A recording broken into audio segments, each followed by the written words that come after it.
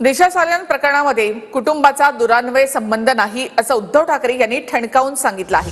खोट्याचा नायटा कराल तर तुमच्यावर बुमरँग होईल असा इशाराही त्यांनी दिला। यासोबतच नागपूर दंगलीवरून उद्धव ठाकरेंनी ठाण्याकडे बोट दाखवलं का असा सवाल त्यांच्या एका वक्तव्याने उपस्थित झालाय। आमच्या घराण्याच्या 6-7 पिढ्या जनतेसमोर आहेत, त्याच्यामुळे या विषयात काही तथ्य नाहीये।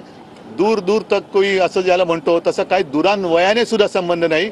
पण जर का राजकारण ह्या वाईट बाजूला न्यायचं असेल तर मग मात्र सगळ्यांचीच पंचायत होईल।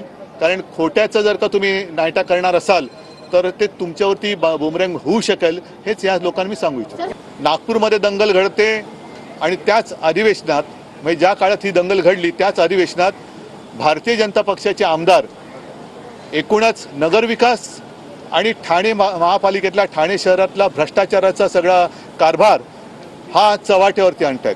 म्हणजे नेमकं भांडणी दंगल आहे तरी कोणाची, हाही एक विचार करण्यासारखा विषय की याच्यामागे हा निव्वळ योगायोग आहे का की नागपूरमध्ये बऱ्याच वर्षांनंतर दंगल घडते आणि सत्ताधारी पक्षातलेच लोक हे ठाण्यातल्या आणि त्यांच्या नगरविकास खात्यातल्या भ्रष्टाचाराची सगळी लखतरं बाहेर काढतायत।